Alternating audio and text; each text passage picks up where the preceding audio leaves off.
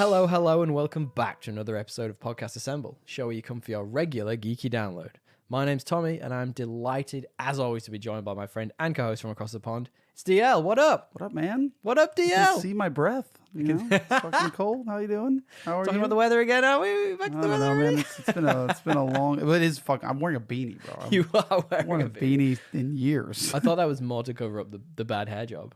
The bad hair job. Yeah, I don't know. What's a hair job? You go through different phases of The hair job. You're making me seem like I got plugs. I just have long hair. Do you not? I have long hair right now. Your hair goes from like short to long in like no time at all. I think it's just because it grows straight down.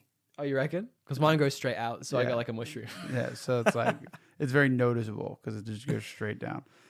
Well, my barber just literally like up and closed shop during COVID. Now Perfect. he's opening a new one, so I've just decided I'll wait till he opens his new one. Oh, really? That's Just fun. not get a haircut. Yeah, well, that's okay. I'll do it for you. We'll do a COVID cut.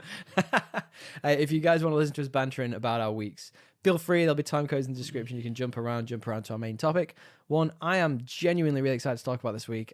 We are talking movies that I have not seen, but case. should have. In this case, Tommy hasn't. That's seen. fine. At least the rest one of the us hasn't world seen it. have. Yeah, everybody else in the world has seen it. But I'm hold on. Are you saying my hair needs is bad? I feel don't know. insulted. It's covered up by a hat. How What would do I you know? say? Like you're covering something up as if you saw it last well, I'm weekend, so asking you you. know what it looks But like. I just said in a week's time, it could be anything right now. Like, Fucking rude.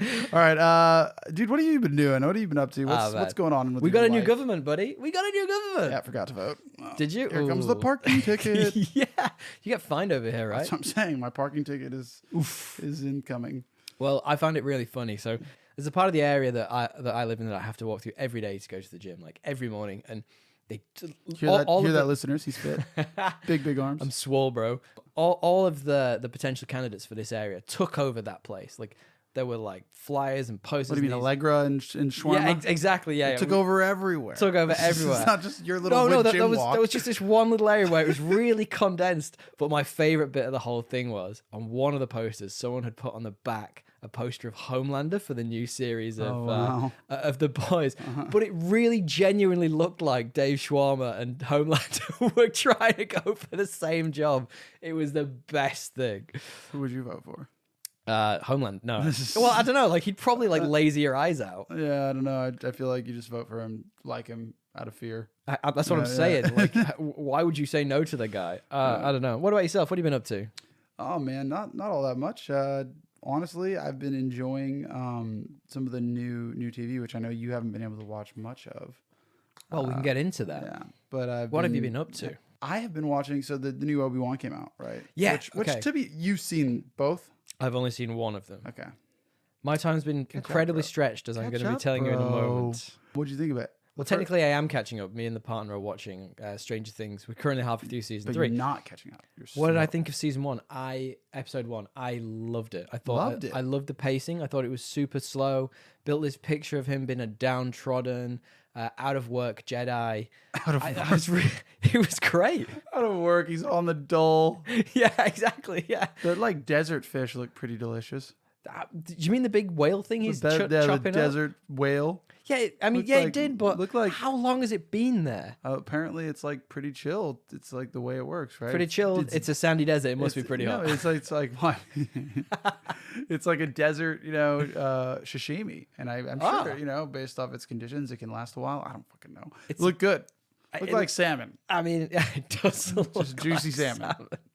I don't know, man. Like, I've got a feeling it's building something really nice. Like, I love Ewan McGregor, but like I found it pretty boring. okay, Yeah. I think he So holds it far. up a lot. No, I loved him, but like I guess like I forget how does it end for you? I don't want to spoil episode 2. The dude gets hung. The Jedi who was So it hasn't introduced the main reason for the main inciting incident. Leia getting kidnapped. Yes. Okay. Okay. I forgot Yeah. if that That's happened in the first episode 1. episode. Yeah. So I just don't like that as the premise. Okay, why not? So it just feels very retconny. I wouldn't be surprised if that only takes up a couple of episodes. But like surely any time during the like original trilogy when she's talking to Obi-Wan, this would have come up. She doesn't talk to him that much though. Enough. No. Enough. No. Yes. Because they literally they No. find her. They find her. They fall in the trash compactor, and then they get split up. Obi-Wan goes off to fight. No, actually, Obi-Wan doesn't. She sends the message to Obi-Wan. That's Yeah. like, we need help. Da, da, da, da. No, my reference, like, remember me? You saved my life. She like introduces herself. Of course, he knows who she is. I don't know. I don't like the retcon, but it's a minor gripe. Like, I'm sure that they'll move on quickly. Yeah. But the lady's pretty badass. The Inquisitor. What do you think? Not him. I guess he's pretty badass. Inquisitor number 3 or whatever she's called. Number Sister 3 or whatever. Yeah. What do you think? They're all Inquisitors. Yeah, she just she's very, very like angry about something. I believe she's pissed. So, someone posited to me the other day, perhaps she might have been. You know how the series starts and it shows Order 66 and there's one black. Well, is there? I didn't know that. Yes, it's obviously her. I didn't realize that. Okay, sure. cool. Well, all the Inquisitors are often previously Jedi of some description, so that's interesting. I like it, man. I'm pumped to see what I'm stoked to keep watching. But what else have you been up to? Then I've been watching the Stranger Things. So I'm 2 episodes into Obi-Wan, 2 episodes into Stranger Things. Okay, well, please don't tell me anything about the old ST. All I will say about Stranger Things is, fuck, it's scary. Okay. I know there's very Stephen King-esque. Yes. Like the peak Stephen King moments of previous seasons, but like more. Yeah, there's a lot of Pinhead references in it, so I'm told. But I'm trying to stay away from everything, so please don't spoil it for me. I haven't seen Pinhead, so I wouldn't know, but all I know is it's quite frightening. And I guess like this, just reminded of like how just well casted this movie, and like how well casted it is, but also how like very aware of what it is. Like every Stranger Things season, I'm reminded of like how much this is like an ode to a certain era of films, and it still isn't getting old for me. We know because it's so well done. It's so intentional. You know what's interesting? Watching back the original 3 seasons, my opinion of them, having only watched them once, was that it was gradually sort of declining quality. Yeah. And I'm watching back, I'm like, this is sick. When did I ever think this was bad? Yeah, like the dialogue's good. Janky. The dialogue's good. The actors are good. Yes. There's really not a bad actor. I would argue like the only one that kind of comes off as like bad sometimes is like 11, but that's just because she's kind of like one-dimensional. Stunted. Yeah. Like it just feels very stunted. Stunted is the best way to put it. I can't think of any other way to say it. Behind. She skipped a few years of school. I mean, you can't blame her, but like, I'm sure this actress is getting bored of playing her because she's a good actress. Well, I don't know if she's still doing that shtick in the new series, and I don't want. I'm not sad, but I'm just saying, like in general, like she's probably. Well, they're only doing one more season after this, so that'll be it for her. Hopefully, I mean, you never know. They might end up trying to do some backdoor pilots in this one. Yeah. Who knows? Hopper goes rogue. He's the new James Bond. And then I capped it off with Hook. Do you remember Hook? Oh, I do. You on the Robin Williams kick still? Oh yeah, we are. Well, like we made a list and now we're just going through it. And I always liked Hook as a kid. Like I don't remember the details of it, having watched it so many times. I remember all the moments, but I didn't actually remember the story. Rufio. Yeah. Rufio. Oh. Bangarang. But that's it. Yeah, it was enjoyable. And it was a good one. Watched it with the missus, and then I'm finally getting to the end of. I've been doing a bit of reading just to unwind at night. Finally getting to the end of that Wise Man's Fear, which is the last book in the King Killer Chronicles, The Name of the Wind. I might have to get that book back, by the way. Nice. Got some notes in it. I wanna finish reading, and you're never gonna read it. I am. I started reading it the other night. Oh, this is such a lie. I hope you. I hope you do. I am. You do. Point being. Why have I done this to myself again? Another unfinished series. You ask this every week, and I still have no answer, mate. I just love the tragedy of it all. Yeah. I love to torture myself. How about you? I've been doing some pretty cool stuff. You already mentioned Obi-Wan. I, of course, watched the first episode of that. I tried to diversify a little bit. I've got a recommendation from a friend of the show coming up later in the pod, which I'm going to let you know about. Sweet. However, I did a couple of random bits. I started... I really, really tried. I started the Halo series. Now, we were going to talk about the actual this, series. The TV show. Yeah. We were going to talk about this. Yes. However... You can't do it. No. It's not awful. It's just really long and slow. Like, it's dull. Like, to the point it's dull. Like, the first... It's gotten, like, middling to good reviews. It must get better as it goes through because... Like, I know by osmosis from, like, media that they never reach the ring, the Halo ring. They never reach it. So it's like, what else are they going to be doing? And there's this... Well, there's a lot of backstory, to be fair. No, I get it. But, like, I don't know, man. It's not...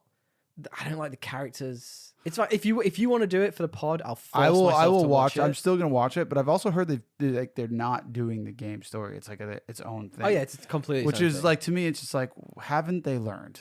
Well, you know what I mean? Like yeah. Resident Evil was so bad. Yes. Like all the games where they take the story, like, no, we're just gonna do our own thing. Like rarely does that work out. Well, interestingly, in the first episode, there is a scene when Spartans come in and they clean shop, and it is the best scene in the entire thing so far. Like, good action. Incredible action. And it does go a bit gamey, like, you're doing like the first person stuff. Yeah. I didn't mind it. Honestly, it was fun.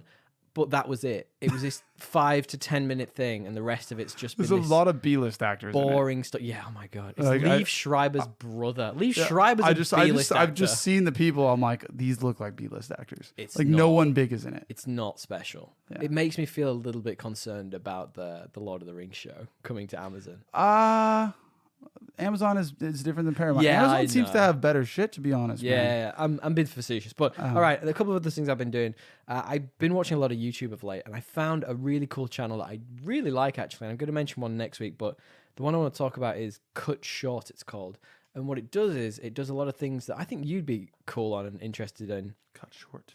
It talks about the reasons why certain movies were never realized. So, for example, we talked recently about the Spider-Man films. Yeah. And Sam Raimi obviously came back for Doctor Strange. He did those first 3 movies with Tobey Maguire. Yep. And he talks about why the 4th movie never actualized. Yep. And it's really, I mean, I knew some of the bits. So did anyway. I think. Yeah.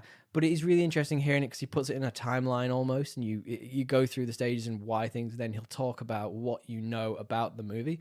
So for some movies, the script has been like released, even if the film was never made. So we'll talk through what the movie would have been. Did they do that for Spider-Man 4? No, they didn't, because the script never got released. We only got like some like picture boarding of it. Yeah, exactly. So though we never got it, he talks you through what the director said it could have been. It's so interesting. Like, so what was it? Who were the villains?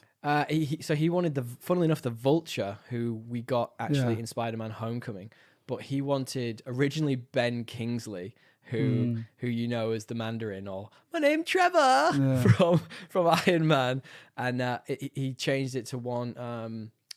Who's the guy we talked about recently who you really like? He talked like this, and he talked like. You said the exact same thing. John Malkovich. Yeah. No, different guy. No, Sorry. I'm thinking of John. Yeah. He ended up wanting John Malkovich as a partner. There's all these really interesting storyboards of it. So like it starts. Yes. What?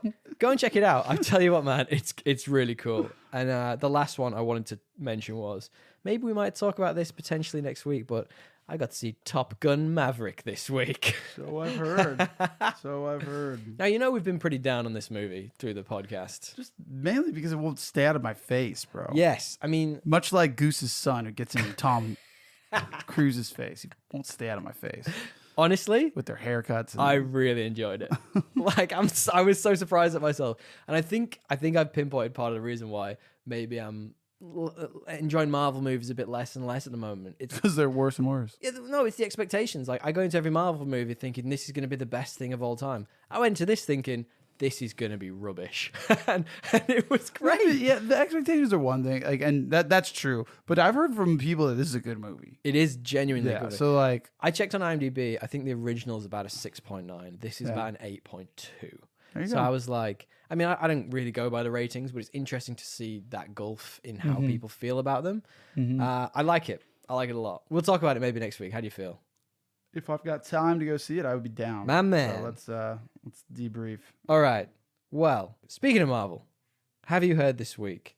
We got a lot of newses to get through. A lot of newses, but we have a weird one to start with. This could be news. This could be on your weird news segment, and also something that fits in our category. That's good. That's a double whammy. Now, you remember Stan Lee? No. He's dead, right? Stanley who? You know he's dead. Stan Lee. Oh, Stan Lee. I thought you said Stan Lee. Wow. Like Stanley? You know Stanley? like a very childish name, Stanley.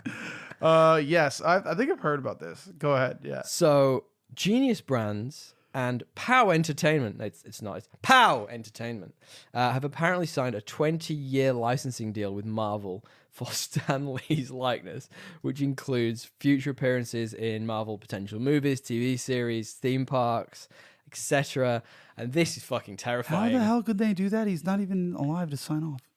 It's his estate who've signed it off. So his family's been like, sure. So basically, like, he started a company at the end of his life with these guys, and they've just signed off on it. It sounds fucking terrifying. I don't know. I don't want to see dead people on screen. It freaks me out. It's like, let him be, you know? Yeah. That is weird. What do you think about that? I just think, like, what do they think that's actually going to do?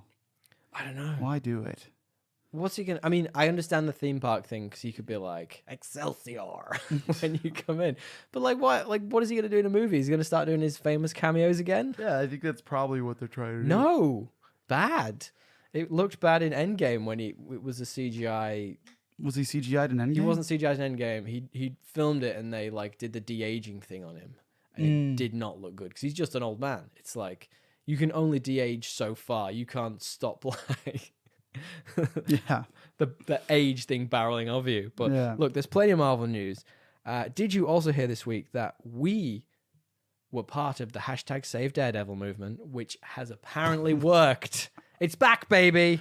But we knew this. No. Well, we didn't know that. You're saying the show's back. The show has Marvel are moving forward with a show for Disney Plus.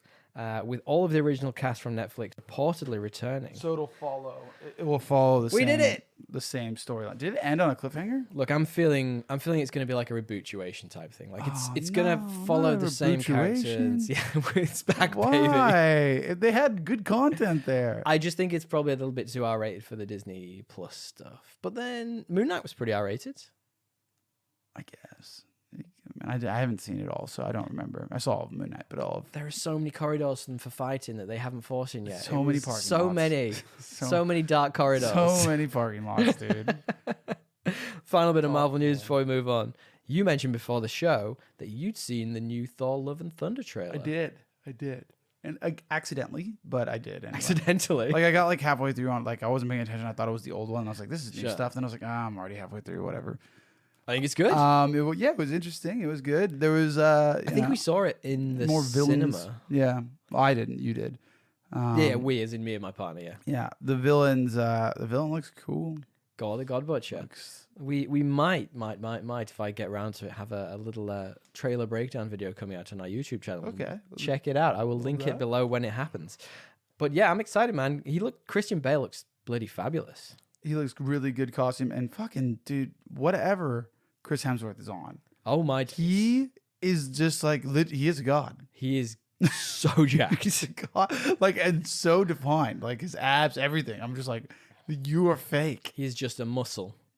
A giant muscle. Doesn't make any sense, mate. And I just wanted to also give a shout out to friend of the show, Jacob. Thank you for sending us this, and thank you for giving us the gold that is that he thinks that Christian Bale's God the God Butcher looks like Voldemort. He kind of does.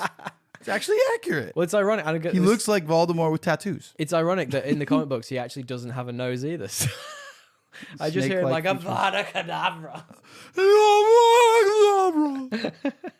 Have you seen that video? Yeah, it's Where so the kids this kid at dinner. We'll share it on our Instagram feed or something. This kid at dinner just constantly pretends to like to be Voldemort, and he's like does the whole scene of kill the spare.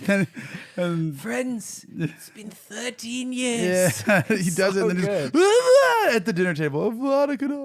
This is a really niche I bit of butchered geek that. culture. Yeah, I butchered that bad, but it's fucking hilarious. His mom's like, Kevin or whatever.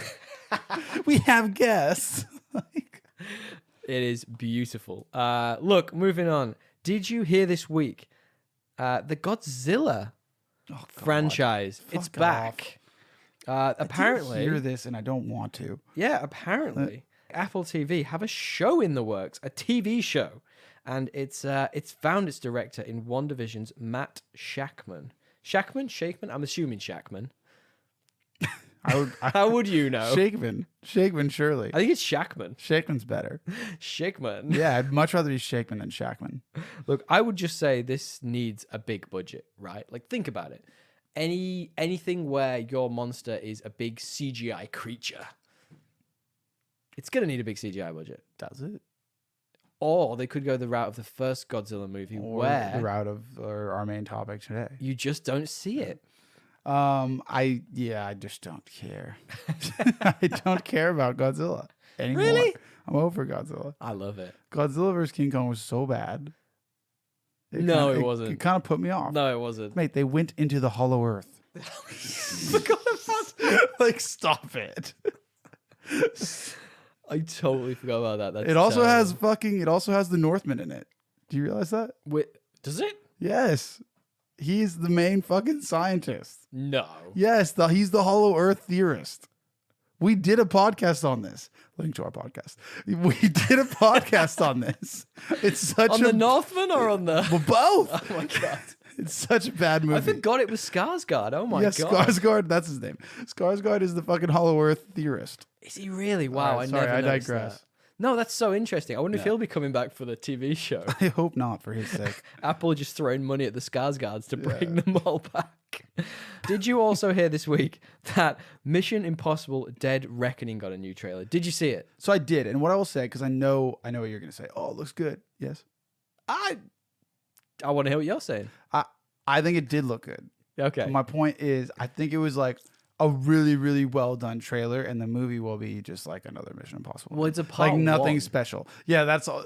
It's like, oh, Avengers, Infinity War, Avengers, Endgame. I get it. But there's a big difference between Avengers Infinity War Endgame and Twilight Breaking Dawn Part 1 and Twilight Breaking Dawn Part 2. Yes. I feel like I don't know point. which side they're going to fall on. Look, the trailer was really good. I like it was the like trailer. a really well constructed trailer, but that doesn't mean it's going to be a good movie. I liked the trailer. I thought it was good. Yeah. It brought back a lot of the old classic elements. I love like the silent part of it. It was like a very silent, like it wasn't silent, but Yeah, it was no, like there a was very only- soft. There's only one score. speaking part in it, I think. Yeah, and it was like these crazy stuff happening, but with like a very silent score. It was Yeah, I like it. subtle score, Subtle is the word I'd go for. not silent. I'm just excited to see what Silent. Tom Cruise is going to try and kill himself on next. Well, he just does he did the old dirt bike off a mountain with Yeah. the bungee jump thing, which has like been done before, but I forget by who. It just looks madness. Like this, I'm excited to see every movie. Like I was excited to see in Top Gun how he's going to try and kill himself. But if you watch his James Corden appearance, he takes James Corden up in a plane and they fly so close to the side of the mountain. James Corden's shitting himself. It's great. James Gordon, is he Corden. a talk show host? Yeah, he's the British guy who does American stuff. Yeah. That I know he did the Friends reunion. Yes. I know exactly who you're talking about when you said that. I didn't know his name, but you're like the British guy that does all the American shows. Yep. So why is that a thing? How did that happen? I don't know. Good for him. He had like a summer in the UK where he was everywhere for like 5 minutes, and we got so sick of him, we sent him to the States. Probably. So yeah, I would not get in a plane with that guy. Tom Cruise is a fucking crazy man. Yeah, he's not that good at everything either. I mean, I know he hasn't killed himself don't yet, know. but he's bound to do it eventually. And I don't want to be in the He's party. not done it yet. It's not for me. Look, couple last bits of news before we move on. First and foremost, did you hear this week? God of War apparently has a TV show coming out. Now, Sony have confirmed its plans to move ahead with a show for Amazon Prime. That completely doesn't follow the game. I don't know. This could be epic, man. Like, No, it think could about be. it. I agree. I'm just joking. Who would you have as Kratos? I'm not as tied to this as you, but like just by looks, you know who could have been it, but I'm forgetting his name. But he plays the villain in the first Iron Man. Is it Jeff Bridges? Yeah. A bald Jeff Bridges. Really? I didn't realize it was Jeff Bridges before I said that. But that look, like I just think he could pull it off if he was yoked. Really? But Jeff Bridges wouldn't get yoked. He's an old man now. Yeah, he's way too old. He's like- So I didn't realize who I was talking about until I got to the end of that Yeah, such okay. statement. But I don't know. What do you think? You mean Jeff Bridges in 2008? Yes, exactly. Maybe 2000. Maybe 2000s, but on HGH. Well, yeah, I was gonna say, get him on a cycle. Yeah. Get him on that cycle nice and early. I don't know. What do you think? Is I somebody- was gonna go with Jason Momoa, J-Mo. Think of him like think of him in his Game of Thrones character, but with a bald head and very white. I think it just. I feel like it would look weird. Yeah, because I know he's tan. But I mean, like Kratos is kind of weird looking. What about Skarsgård? Again, He's not bold enough. I'm sure there's somebody better that we just can't think of. Dave Bautista? It doesn't need to be a big name. I'd prefer if it was not. I prefer it needs to be a big dude. Yeah, I agree. Dude needs to be jacked. Yeah. Get that human growth hormone out. Come on. Speaking of video games, did you see that there was a new, Star Wars Jedi yeah. Survivor game, which I think is the Fallen Empire sequel? We're not going to Star Wars Celebration. There's too much, but yes, yeah, I did. but merely just because we talked about Star Wars video games, like we did last episode. So, what did you think of the trailer? I didn't play the first one, so it didn't make sense to me. But it looked nice. Me neither. It just looked great. Yeah, I played the first 15 minutes. It looked nice. There was no gameplay. It was just like I might play it before it comes out. Wait, the new one? The old one. Or sorry, the old one. Yeah, I would be down. If you buy it, I'll play it. I'll steal it from you. Great. Do a trade. It's apparently got a Souls-like formula to it. Wouldn't be that difficult though, surely. I mean, it's more about like rolling and taking your chances when you can take them, rather than it just being like a hack and slash. That's good. Which I'm all right with. I'm cool with that. Well, you're playing the culmination of all the Souls games.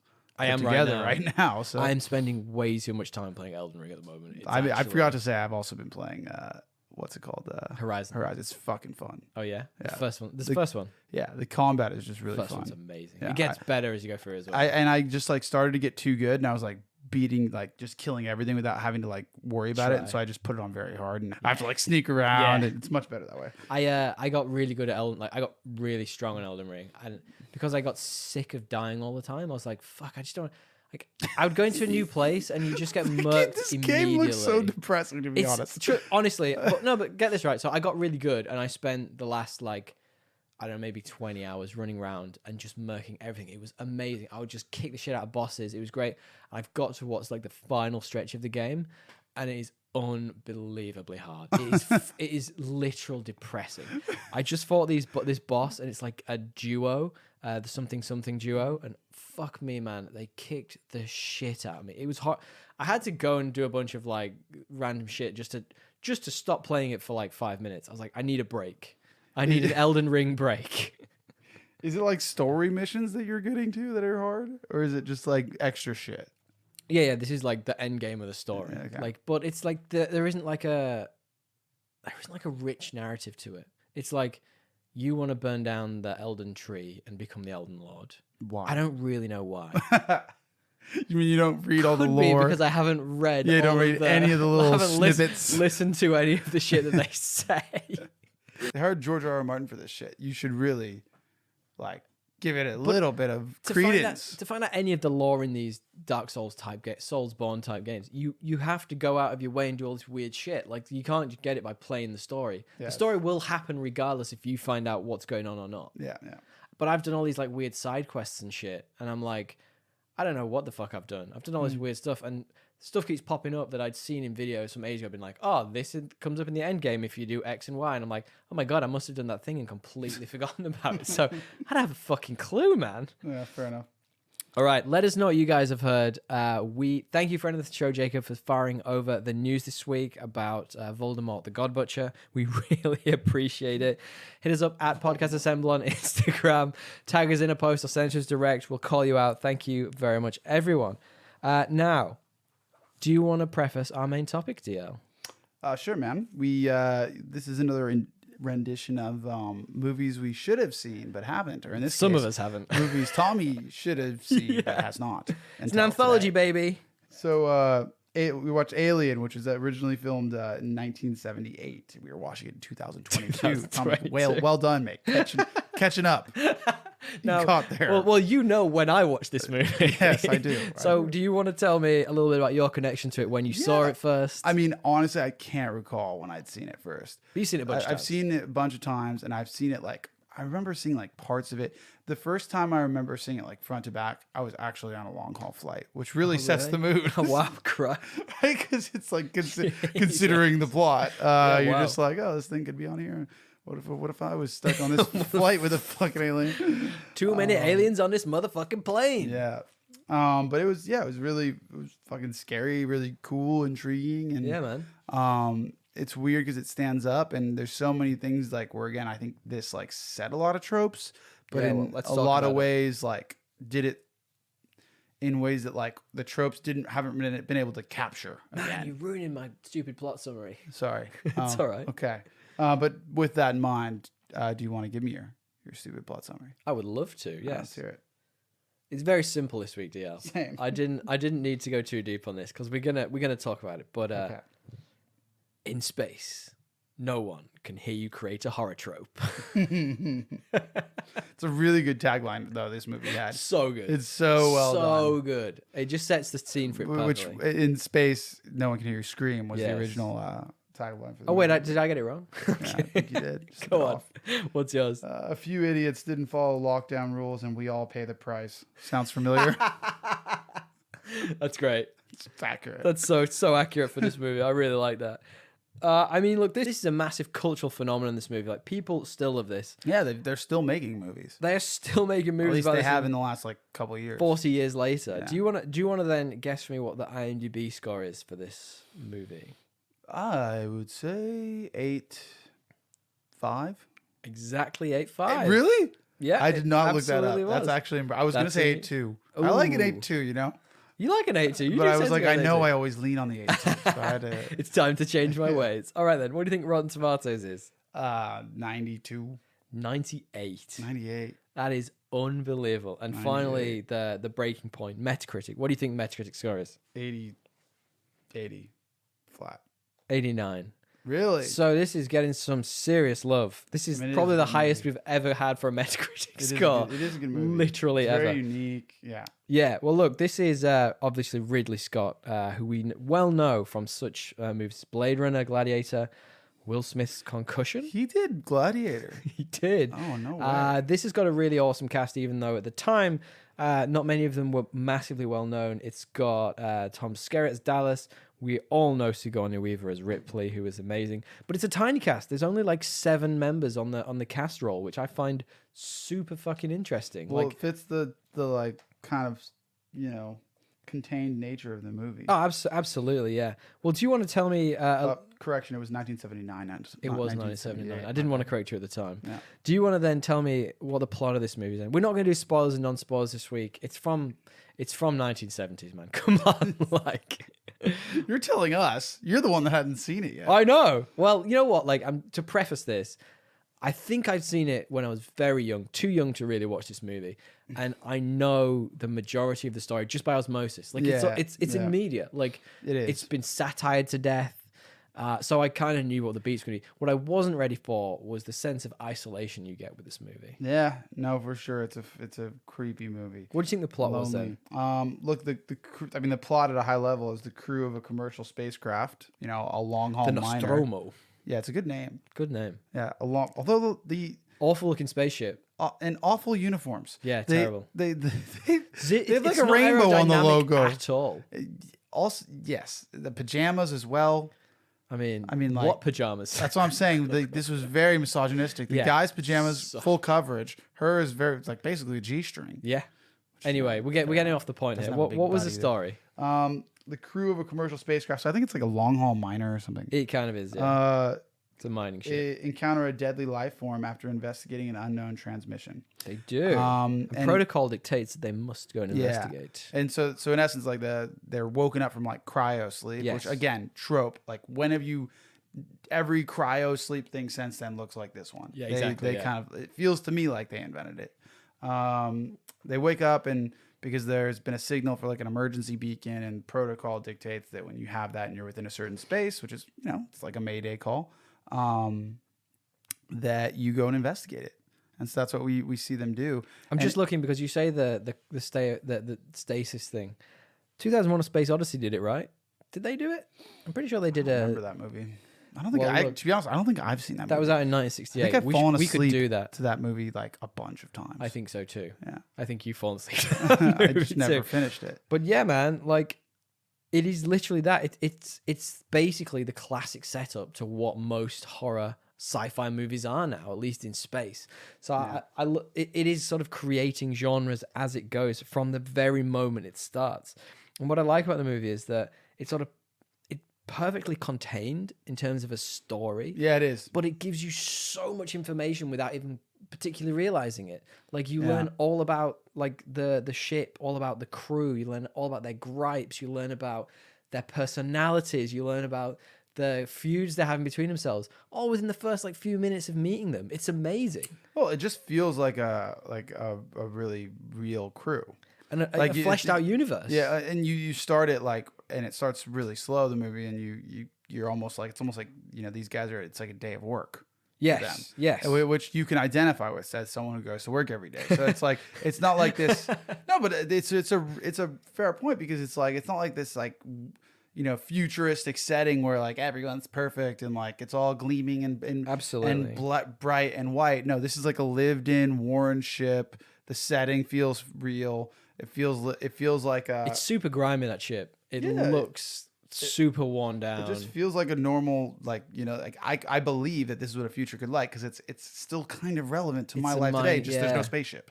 Well, it's set in 2122, which you know, 100 years from now, do you think we're going to be doing deep space? Some major uplifts, an internet level change. Right? I know. I mean, who knows? You never know at this point. I'm pretty sure the spaceships won't be that lacking in aerodynamics if we do get there. Legos. But look, man, like, I think you're right. Like, one of the key reasons that keeps coming around for all the research that I've done on this, of why people love this movie so much, is the crew and how they act as real human beings. Like, in a lot of movies, people act like none of them introduced. None of them get that introductory moment. You're just thrown into the middle of it. And you're thrown into the dynamic. The dynamic feels relatable. You got people getting underpaid that are like the grunt workers. You got like the higher up, like scientist people that are kind of just removed. And then you got the leaders that are kind of, you know, sitting in the ivory tower. Yeah. It's just a really relatable, I guess, group of individuals. And also the casting, like, they're all pretty good actors. Yeah, yeah. There was no one that was super campy. I really enjoyed John Hurt in this. He's a favorite actor of mine. He played Kane, the guy who first gets the facehugger. Yeah, no, he's well, just a great death scene. Well, we'll get to that in a moment. Speaking of that, then, what's your favorite or, you know, most standout scene to you in this movie? Oh, that's hard. There's a lot of good ones. I think like some of the ones with what's the not some of the ones, but just one. I'm trying to think. Is it Parker? Is Parker the main, one of the main engineers? The black guy. Yes. There's a scene where like the blood drips down. You know what I'm talking about? Yeah. That one's pretty cool. Where he's just like, where it's just him. It was huge. Yeah, that part. Yeah, that's very cool. That was really cool, because it was like you're not even seeing the monster, but the creepiness factor is still happening because it's building to what it is. Like as you know, the Jaws effect, right? You don't see the shark. That's exactly how. There's a lot of like all the good kind of horror monster movies. They don't give away the game too early. Absolutely, and this one definitely does the same. There's actually a scene. I don't know if you saw. Did you watch the director's cut? No, actually, I watched the cinematic cut. So there's a scene in the director's cut, because I saw that one recently, and I realized when I was doing some research that it's not, and I remember it was one of my favorite scenes. Okay. That it's not actually in the cinematic one, the original. He's in that room with all the chains, the other engineer. I don't know why there's all these chains. Okay. Do you know what I'm talking about? I do. The bit where he's following the cat. Yes. And the water's coming down. Yep. In the director's cut, there's a scene where it shows the chains swinging, and the xenomorph is just like, you see like half of it, and it's just in there, but there's no build up. It's completely, it's just a sudden wide shot, and if you weren't paying attention, you wouldn't notice it. But it's just there, and then when you do see it, you're like, wait, what is that? And you're like, it's almost like this like adrenaline kick. You're like, holy shit! But that's really interesting. And it's like such a like reversal of what you would normally see in a horror movie. Absolutely, and that's really interesting, because Ridley Scott himself emphasized the slow tension building over jump scares in this movie. And the best bit about that part is, you mentioned the Jaws effect, the music. The music is such a huge part of this movie. In that scene, he specifically called out that.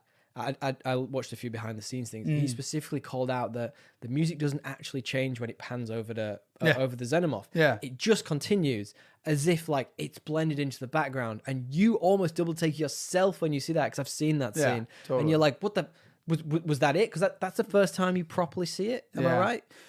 Yeah, for sure. It's amazing. At least in that movie. And so I would point out that one. I mean, it's really, really hard. But I'll tell you mine. Mine's a slightly different one. Mine is the first time they get Kane back into the ship with the face hugger on and go into the medibay. So like, and they're trying to like take it off. And yeah, but it's this sort of like game of chess. They're like moving around it. They're like, what is this? How is it happening? Like, what's it doing? By the way, and like, don't you have like devices or something? Shut the door. Use a stick. That's later. That's later. But yeah, no, this is the one. You can tell it's a threat, and it's clearly killing that crew member. But there's like a layer of confusion because they're like, this little thing's like just on his face. What's happening? You just don't know. Yeah. And the confusion it leaves you with it's just so interesting. Yeah. Well, should we talk a little bit about what happens then as we go through? Like, obviously they go into the they go to inspect this what's it called? Distress beacon. Yeah. They go down to the planet. One of the guys gets the face hugger on him. So they go down to the planet and they find an alien ship and decide, well, let's just go into it because real smart. Yeah, no one's intelligent not? in this movie. Yeah. No one. But I wonder if that's I wonder if that's like a case like this is just a run of the mill day job. Like, part of me was going to say like, yeah. Would you? Could you? One of my questions for you as I was going through this is like, can you suspend your disbelief when you see them do all these dumb things? Because they're miners. They're not military people, right? They're long haul miners. Like I for the most part could. For the most part. There was times where I was like, come on, guys. I think the tension of the scenes and how it was building kept me engaged enough. There were certain moments, and one of the things I'm going to call out in my 3 worst, there was a very, very specific element of this movie which took me out every time I saw it. Every time I saw this one thing, I was like, nah, that doesn't make sense. And we'll get to that when we get to it. But so let's talk a bit about the performances then. So as it goes through, the face hugger, as we now know it, jumps on and then it bursts out. We'll talk about that a bit more.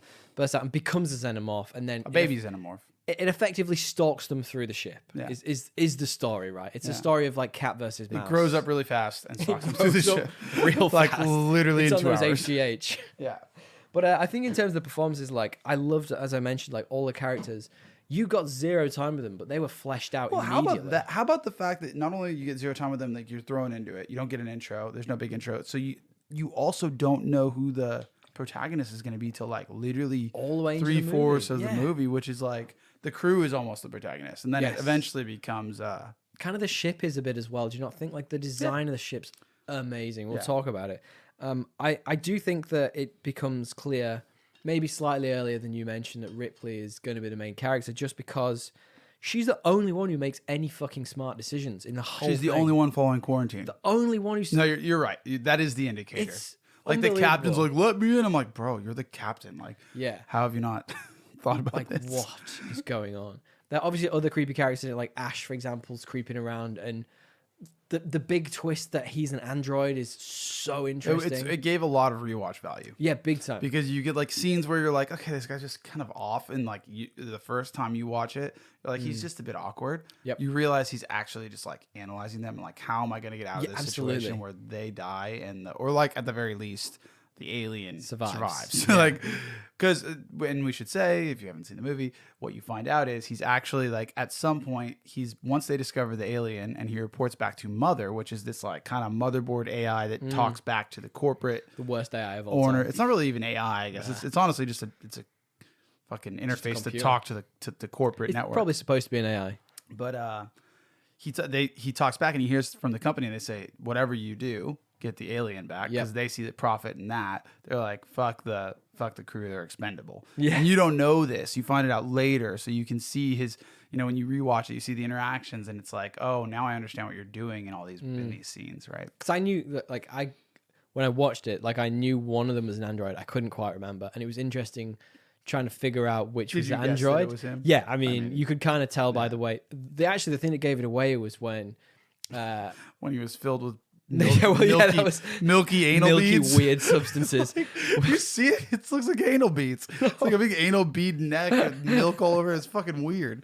That's the one miss of this whole movie. No, I didn't notice that bit. No, it was the bit when they were having the pay dispute, and he he just comes out with the contract. He's like, no, actually, the contract states this, and you're like, oh yeah, it's definitely the guy. That's the guy. Yeah, exactly. You can tell he's not Rain Man. He's not. He's either a really good lawyer. Yeah, exactly. On a spaceship. Not sure why is they he need with all one. these miners? That doesn't make sense. But no, like Ripley, just amazing in this, right? Like the whole Sigourney Weaver. Love how much of a badass it makes her, and this is kind of, I think this is before the first Terminator, so like, oh, this for is sure. really No, this is her setting, big. This is her biggest. setting This standards. is her big thing. And a really interesting tidbit that I actually read. So the Lambert character, Veronica Cartwright, and Sigourney Weaver's Ripley, they switched the characters at the last minute. So they were going in for fittings for the costumes. That's why they switched it. No, they just switched it. They changed a lot of the script at very last minute to make it more fleshed out, and obviously, and a lot of the like heroine story arc wasn't apparently in it in the original drafts. And at the last, like, Sigourney Weaver apparently really wanted this Cartwright Lambert character because she was just quippy. She was making jokes all the time, and she was the one that she sort of most connected with. And the last minute, they were like, called them up and were like, "Hey, you coming in to get dressed as this person?" They were like, "No, I'm the other one." It's like so interesting. Yeah, it is. I mean, like, she minus the haircut, right? The haircut. I mean, I like the haircut. we can all. I was down. No, you don't. Very 80s. No, you don't. Do you really? Look, let's talk a little bit about the cinematography and world building then. What did you like? I mean, the whole thing is fucking terrifying. I loved it.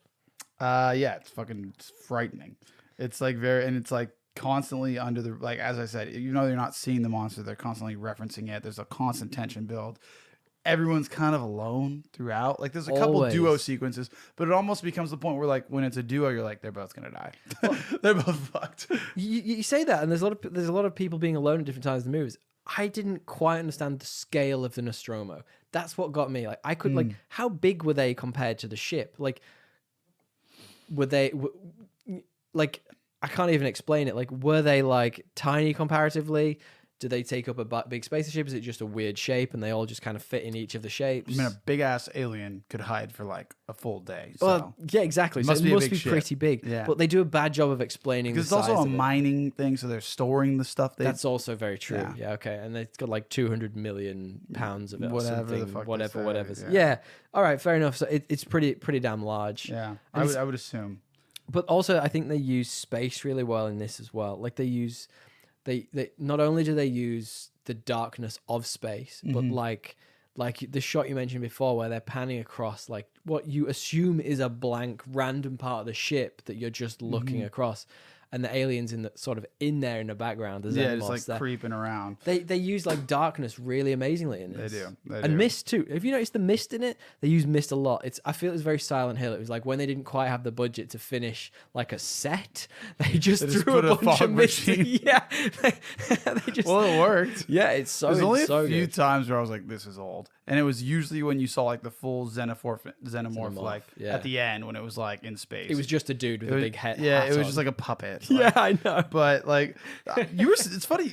Just back to your earlier point, you're saying like it was pretty clear that Ripley was the main character because she was making all the right decisions until the very end. Oh yeah. Goes back for the fucking cat. Yeah, well, mate, I love Bruges. I'm not sure that thing's dead. I'm not sorry. Sure. I love Bruges. I would think about it because I would be like so hysterical, like, but at the end of the day, I'm not sure I would. Jones the cat. I don't think I'd go back. Well, definitely not a cat I didn't have any allegiance to. Well, she does connect with it quite early on. That's not an excuse. Like I'm just half a damn day out of cryo sleep. I don't know. Anyway, look, I think the fact that, I mean, you mentioned the alien suit. I think that's part of the world building. The fact that the majority of this is practical. This is pre-special effects, right? Pre-CGI. Yeah. It's just so well done. Why did they stop doing practical effects? I get it. CGI can do bigger and more interesting stuff. Like, fair enough if you're doing like a huge like vista, big landscape. Fair enough. But if you're doing like up close and personal things, it always looks better. They don't stop. Like a lot of people, like the good stuff still does. I mean, that's why honestly I liked the Dark Crystal series so much, was because it was just like all like practical effects, like all props, homemade. Probably very expensive. All high while they were doing it. Yeah. Like, but it was really cool. It was just like, it took me back to an era. Yeah.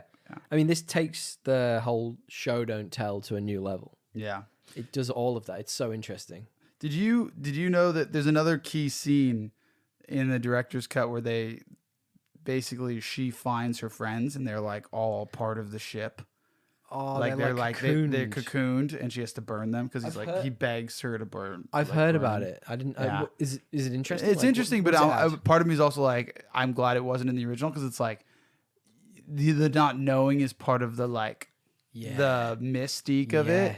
Like, but it's also like explaining it also was. I mean, the alien can't be eating them because like look how skinny he is. He's clearly on a no carbs diet. I just mean like it's like the emotional weight is also good, so it's like it's one of those things where there's no bad choice, but I quite enjoyed that. Yeah, no, that's super interesting. But then the version I watched, I like the fact it's all left kind of ambiguous. Yeah. Well, it's more, because it's the version where like you don't know there's a sequel and 10 franchises coming. Yeah, of course. Right. Yeah. The ending is really awesome too in that way. I don't want to get too. We can get there. I think it's worth mentioning before we get there that the bulk of the movie then becomes this like I say, cat and mouse, where the xenomorph is effectively picking them off one by one, and in couples occasionally. Yeah, and it's just frightening because you're like, this is how this movie's going. Like, but that's how you boil down who the main character is, because as it's going through, you originally think maybe it's Dallas, maybe it's the captain of the ship. Mm-hmm. He makes a dumb decision and goes in the air vents looking for it with a flamethrower when he knows it's got literally acid blood. Done immediately, and then it whittles down, and you're just like, I would have loved it even more if no one survived. That would have been interesting. Well, you say that. She almost doesn't.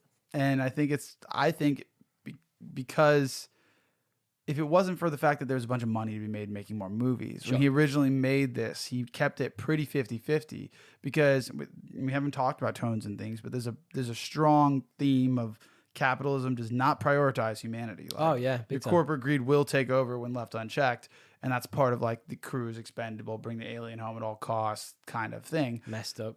Given that, we know that, and given that at the end of the movie, she kicks off the xenomorph, and she's in a shuttle, right? So she can't go into speed, so she just goes into cryosleep and is like, hopefully someone finds me, and she puts on a responder. Do you really think the corporate company is going to go get her? Probably not. The reality is, there's an audit trail of them saying everyone else is expendable. They know she didn't get the alien because the ship blows up or whatever. So there's really no incentive for them to go find her. It'd be much better if she just disappeared. Well, she's only bringing back tides of alien lives to Earth, and they don't want that, right? Well, I think that they do want that, but my point is like they know that they probably think that the alien's dead. They also think, okay, the only thing she can provide is information that we tried to kill them all over the alien. Like, that's not going to be good. But she could also provide information on where they found it, because there were other eggs on that planet. Yeah, but I don't think they know that, do they? I think they know. Maybe they do. But my point is, when he's in there, old mate John Hurt says there's a bunch of eggs in there. Yeah, that's an interesting question. But my point being, like, you could easily see a scenario where they just leave her out there because they're like, the benefit isn't worth the cost. Fuck it. So, like, she could have died. She could have, yeah. If not for. But that's an interesting question. We mentioned there's a bunch of eggs on the original ship when they land and they go into this distress signaled vehicle, which turns out to be a warning, actually. Mm-hmm. By another race of aliens. John Hurt finds that there's like a whole bunch of these eggs in there, like loads and loads of them. Mm-hmm. Interesting question for you, and it's completely nonsense to ask, but do you think they're in like a cryosleep and they're waiting for a host to come by? Or do you think that they eventually expire? Because the alien ship they're on, everyone died a long time ago. That dude is full skeleton. Well, he was like not a human either. It was weird. That alien, the design was super cool because it was like, that's like something that obviously we wouldn't make. It looked like really organic and life, like it was almost like it grew the way it became, whereas ours is like metal block Lego. It was like so well shown that this is like two different eras and species that made these two things. But to your point, I think they're supposed to be they brought out Prometheus and all that. Yeah, that retcon. Oh, exactly. Yeah, for sure. Makes sense. But you're right. Like that's what they did eventually. Now we usually talk about action around this time of the podcast. What did you think of the action? Like, I mean, it's minimal. It was when it was there, it was cool, but it was mostly about like the creeping and the crawling and the fleeing. A lot of the action I found came from what was going on around them. Like, so for example, at the point where Ripley realizes she can't win, so she sets a self-destruct on the ship and everything's just going nuts and things are flying around. Really but that adds to the tension because that makes it easier for the xenomorph to hide almost. Like it could be like sneaking around in shadows anywhere. So you're like, fuck, is it going to be like creeping up on it? Is it going to like... Never watch this movie high. Well, also, dude, the worst. They're coming. They're coming. Worst. Like, for sure, like, by that point, you're so stressed because you've just seen it happen to 4 different people. You're like, she's next. It's happening. Absolutely. And it's such a superior life form that, like, you just think to yourself, what could you do against it? Nothing. Exactly. And that's the crazy part. Like, this is what, the 70s, 80s, almost the 80s. This is the most badass alien design I think we've had, and there's been nothing close since. Name a alien. Like, the Arrival was like creative, like how they were like little octopus people, but it wasn't like as cool as this. I quite liked Independence Day. I thought they were forget what they look like in Independence Day. They're like not dissimilar. They're like big headed and they're all like weird tentacles and wavy and shit. Like you remember from when Will Smith's like, "Welcome to Earth." Oh yeah, they are pretty weird. Yeah, right. Anyway, I would probably go as far as saying at least practically, this and Aliens 2, this and Aliens, probably the best looking aliens we've seen on movie. Yeah. But they're just like, the design is so unique. So unique, so interesting. Fucking frightening. And apparently the original design had eyes on it. Now, I don't know why, but whenever I think of that, I just imagine someone stuck like googly eyes on the top of it, so it looks ridiculous. That's probably your subconscious trying to like make you laugh, so you don't think about how fucking frightening they are. 100%. They are fucking terrifying. But yeah, it was all practical effects, right? Like costume design, like literally can't be topped. Yeah, and the whole, even just the design of like how it kills you was just like frightening. Oh yeah, like it's just violating. Like the fucking face hugger putting something inside you. That's one of my tones and themes. It's just very like, it's almost like you feel violated. It feels rapey. There is it feels rapey. Honestly, that is one of my tones and themes. The sort of like sexual violence aspect to it. Yeah. Even a lot of the artwork for this, and the dude who does H.R. Geiger's got this weird reputation for his. Well, the things he creates. HR, anyway, what is he? Geiger. Look him up. He does the design for this and other things. He did, yeah. He does a lot of design. He got like a lot of his kickoff in Hollywood from this, and yeah, there's a lot of like weird sexuality to it and like aggression. It's like the id, like the fact that literally like it's effectively raping you to kill you. Like, it's nah, I'm not with it. Glad I wasn't on this fucking boat. Yeah, same. Tell me about it. I'm not a fan. I think the score for this movie is just another level. Like, it takes the Jaws thing you mentioned before, as in, you know, everything it does, like build tension, show, don't tell. Don't show the monster until like it absolutely has to be. Yeah. And I think it does hint at the monster. Yeah. And the you learn more about it slowly. Yeah, Jerry Goldsmith and Lionel Newman, I don't know them particularly well, guys who composed the music for this. Just wowzer. Like, I mean, what else do you think? It's almost like a John Williams. Do you know what I mean? Like, it's got that vibe to it. It's epic. It's subtle when it needs to be. It's everything. Yeah, it is good. I mean, I told you my first experience with this was like on a long haul flight. Yeah, for sure. I just remember my actual first experience with this was like the Disneyland ride as like a fucking 7-year-old. Really? And it was the most frightening thing I cried. Yeah, I bet you did. I cried. The xenomorph walks around. You're in a circle. You're strapped in, and this massive xenomorph walks around like a real practical thing, or like a practical thing. Walks around in a circle. It gets like close into people's faces. It fucking spit, and it like water shoots in your face.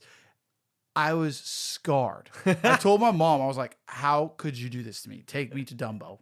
But then Dumbo's got a sad backstory as well. Oh my god, what's happening? Whatever, dude. I was much happier with that. Anyway, look, let's talk about the ending. Came back in a flash. Let's bring this back around. So effectively what happens is we mentioned Ripley sets the self-destruct on the ship. Everything's going nuts. She runs back for some reason to try and find the cat. We'll talk about that in a minute. We already did. We can drop that. Oh no, we'll come back to that. And what happens is she gets onto it's like an escape pod. It's like it's a shuttle. It's a mini shuttle, right? It's not going to be moving fast. Yeah, and as she's flying away, she thinks, "Yes, I've blown the guy up." it's snuck onto the ship with her. Yeah. And it's just there. It's creepy. Is it in like stasis there? Like, because it's not. It's kind of like a spider. It like kind of gets into like a little hole, like a crevasse. It's not moving particularly quickly either at that point. And like previously, it's been super perceptive. Yeah. It did feel like it, like to get away. It like kind of like it was kind of worried it was about to die and went into like a little. Yeah, exactly. So she manages to like slink backwards and put on a spacesuit and fire it out into space. Yeah. But it does catch onto the ship. Yeah. So well, then she shoots it with like a grappling hook. Yeah. Which, by the way, like, doesn't that mean it comes back to you? Well, that's the point. Because it comes back to the ship, and she then has to use the afterburners on the ship to burn it. It's like so much overkill by that point. It's been so subtle, but really interesting the way she gets rid of it. Like fires it out into space. God, could you imagine after it's done, you're just like, oh, big sigh of relief. What do you do? Big sigh of relief. But imagine if it's like. Imagine if it's put some more eggs in the ship or something. Yeah, I mean, of course you're just like anxious as fuck. You'd like burn the ship, kill it all. Look, I love this movie. I'm so glad we watched it. Have you seen the second one? So glad we watched it. A lot of people saw the second one before the first. I know a lot about the second one because when I was doing research for this, I watched the movies that made us, and it was about aliens, not about Alien, and I was so intrigued. I just carried on watching it. Is Alien? That's the last good one, I believe. I think that, 3 is supposed to be off. okay, but it certainly takes a dip in quality. Yeah. I mean, I have a soft spot for Alien versus Predator. I genuinely do. Like, you it's love nonsense. Yeah, I love a King versus Kong movie. versus fucking gorilla. I love a nonsense movie. Fucking Shout out to friend of the show, Andy, who knows my love/hatred for the film Batman v Superman. Sent me a Batman v Superman glass this week. Here you go. Oh, awesome. Thank you, friend of the show, Andy. We do very much appreciate it. That is very nice. Do you want to quickly then tell me if there are any more tones and or themes other than the weird aggression, just like sexual aggression? Yeah, I was just saying there's the corporate greed angle. There's the... I like that. I didn't really put that in there, but I can see it's definitely there. It's definitely is like a theme throughout, right? Like, people be expendable. Yeah. Yeah, I get that. It's like a dystopian, like, I know that's the zeitgeist now, but like that is maybe like in the 80s, people were like, oh, that's ridiculous. It wouldn't get that bad, but like, it kind of has. It's a very forward-thinking movie. I think it certainly sees what people are like. Yeah, for sure. And just extrapolates that onto a future scenario for sure. Yeah. Well, what are your 3 best and 3 worst then? 3 best and 3 worst is a section of the show where we give 3 reasons potentially to watch a movie and 3 reasons to potentially maybe not watch a movie, just around our own preferences, to be honest. Yeah, just give you a little high level. I mean, you should watch this movie, but the rewatch value, honestly, like just it all pretty much all holds up. There's a couple weird gimmicky things towards the end, but for being made in the 70s, it's a pretty damn good movie.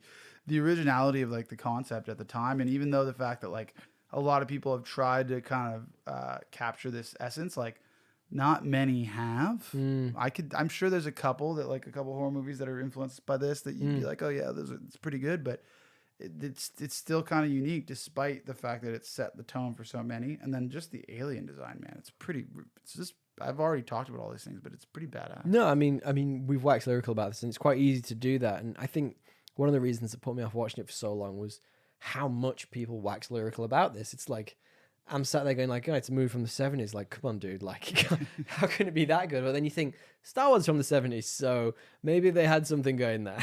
I think my 3 best are, damn, the tension building is just unbelievable, right? Yeah. Like, what? Yeah. It's a masterclass. It takes everything good about Jaws and puts it in space. Like, what could be bad about that? How sparingly the alien is used is one. I like the fact that, don't show me all your cards at once. Like, that's the problem with horror movies nowadays. Well, it's a slow start, this movie. So slow, but in a good way. I also liked Ripley's like heroine hero arc, whatever you want to call it. Like, she's such a badass in this, and it sets a precedent for like. Well, because the viewer just is like, thank you. Yeah. Lock that person out. Do not let him in. Do not let him in. Yeah.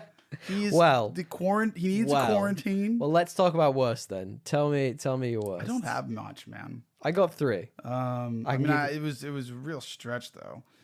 What's up with the milky anal beads? Just like, that's fair. Why is the robot got milk for blood? The android. So this is Ash we're talking about. Yeah.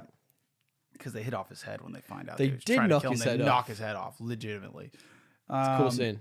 I like the cuts with that where it's like a human head, and he's just on the floor like, and then it cuts to like the company told me to. Yeah, that's creepy. I mean, it's very like Terminator took a lot from that, the first Terminator for sure. But I like that. I like that they use the practical weird effect.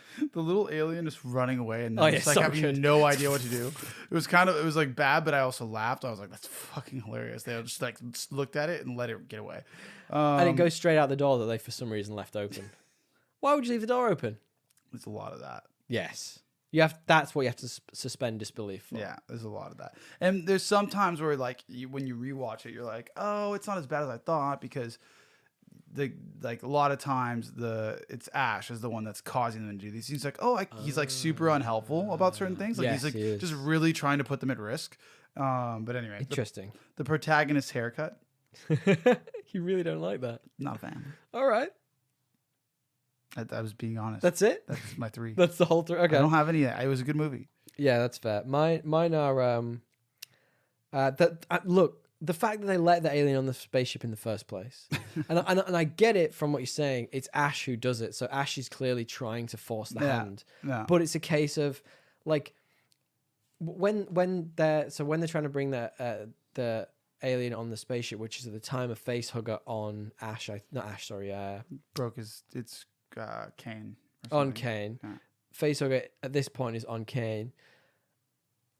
They make it seem like only Ripley can open that door from the command center, but then the android Ash just walks down and presses the button and it opens anyway. It's like, what's the point in building that tension if you're just going to cut it anyway?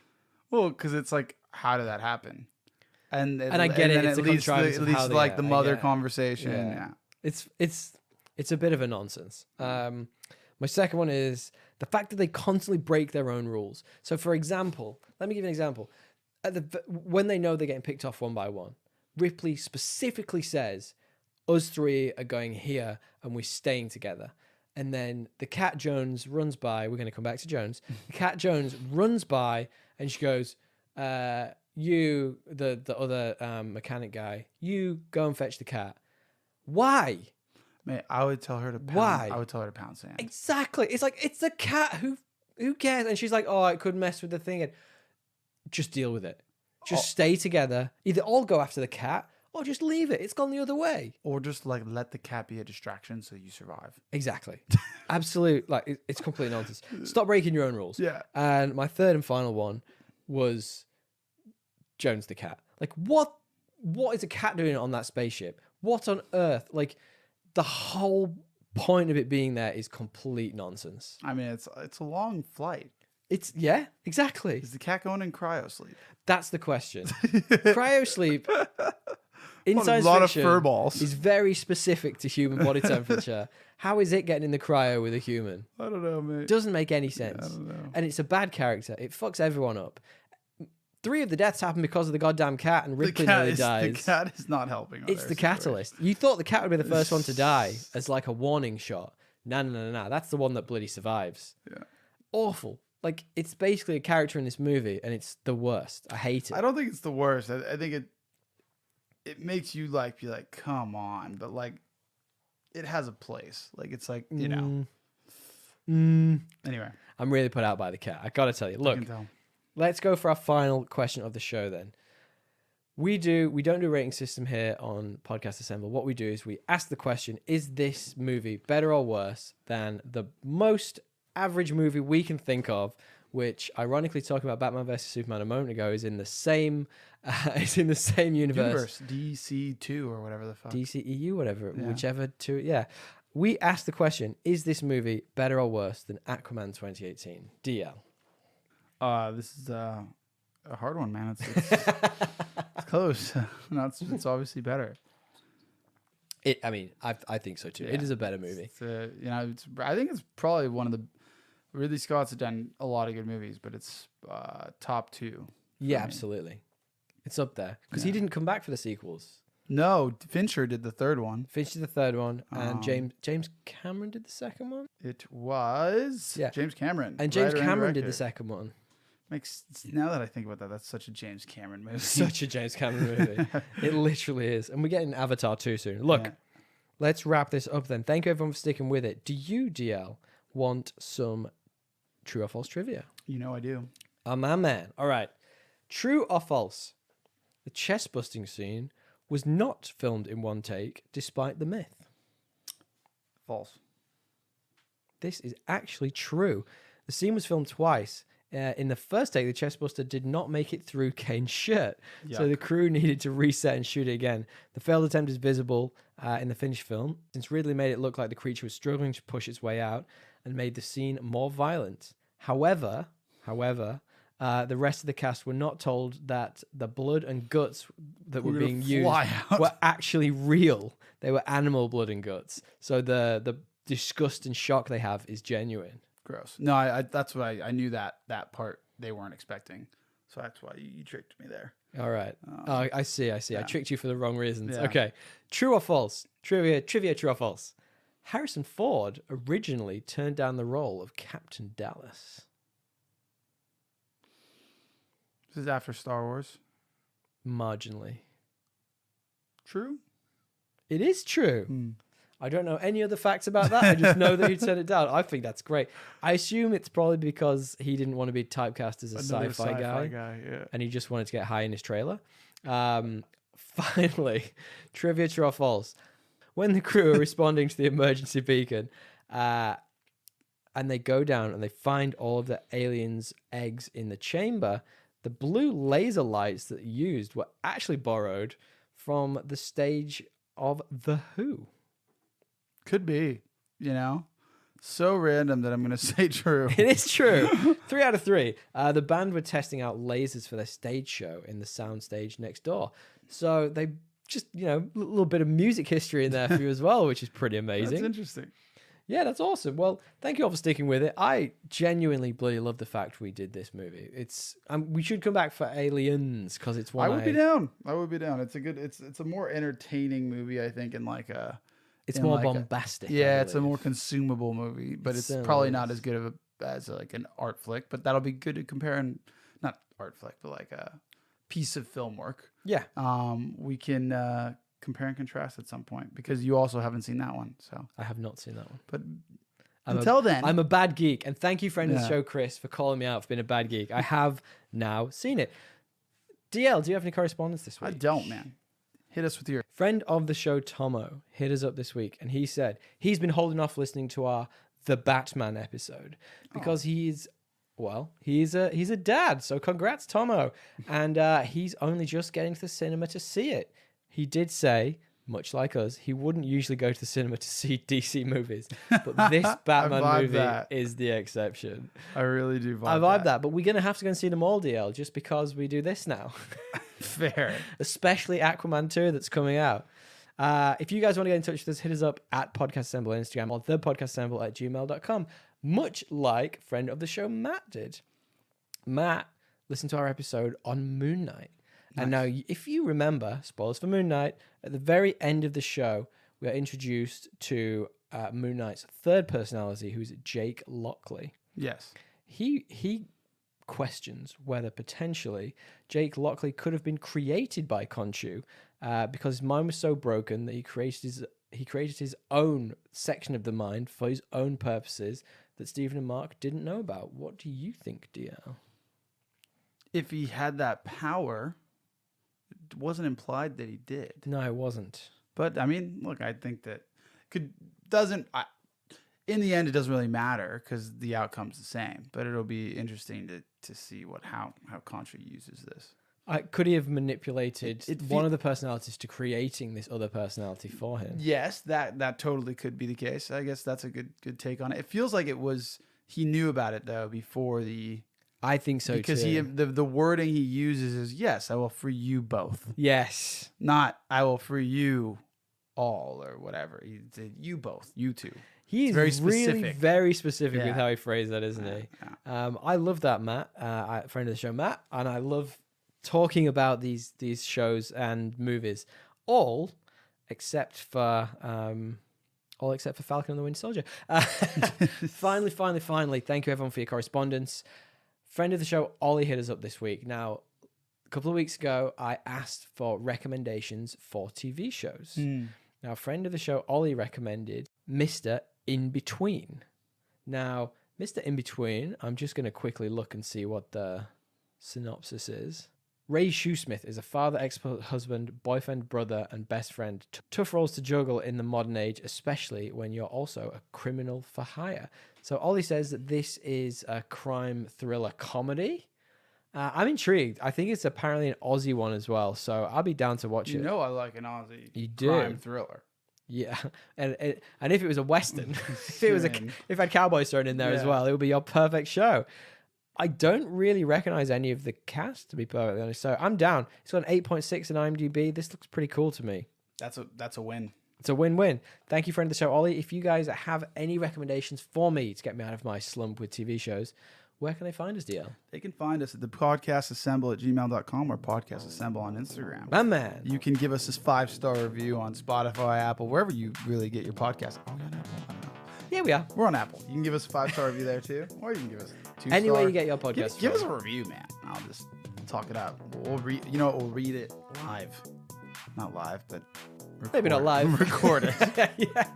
Put it on the podcast. Send us a meme. Maybe, if you go find that Voldemort meme, it's fucking hilarious, or that Voldemort video.